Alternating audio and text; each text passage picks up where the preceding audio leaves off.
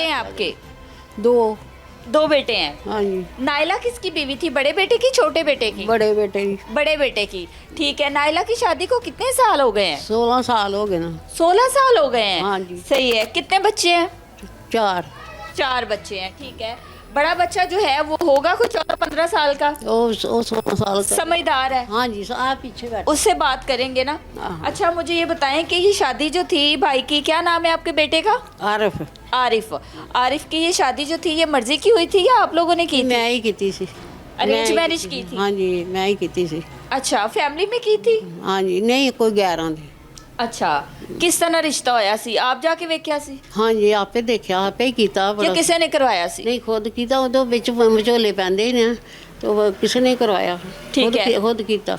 16 साल गुजर गए, किस तरह का वक्त गुजरिया इन्हां दा? बड़ा ही औखਾ, बड़ा ही ਮਿੰਨਤਾਂ ਕਰ ਕਰਕੇ रो ਕੇ ਮੈਂ ਇਹ ਧੀਏ ਅਸੀਂ ਭੁੱਲ ਗਏ ਹਾਂ, ਇਹ ਧੀਏ ਸਾਨੂੰ ਮਾਫ ਕਰ ਛੱਡ, ਉਹ ਤੇਰੀ ਮਿਹਰਬਾਨੀ।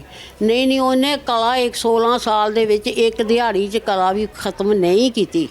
ਬੜੀ ਖੱਪ ਕੇ ਸੱਤ ਕੇ ਸਾਹੀ ਤੇ ਉਮਰ ਤੋਂ ਪਹਿਲੇ ਬੁੱਢੇ ਹੋ ਗਿਆ, ਇੰਨਾ ਕਿ ਸਾਨੂੰ ਸਤਾਇਆ। ਮੁੰਡਾ ਵੀ ਖੱਪ ਗਿਆ, ਉਹਨੇ ਨਹੀਂ ਸੁਣੀ ਕਿਸੇ ਦੀ ਵੀ, ਨਹੀਂ ਸੁਣੀ, ਅਖੀਰ ਨਹੀਂ ਸੁਣੀ। ਉਹ ਕਿਤੇ ਮੁੰਡੇ ਦੀ ਸੁਲਾਹ ਹੁੰਦੀ ਹੋਏਗੀ, ਅੱਲਾ ਜਾਣਦਾ ਕਿਹੜੇ ਵੇਲੇ ਉਹਨੇ ਨਾ ਕੋਈ ਆਪਣੇ ਜਗ੍ਹਾ ਉਹਨੂੰ ਧੋਖੇ ਨਾਲ ਨਾ ਲਵਾ ਲਈ ਹੈ।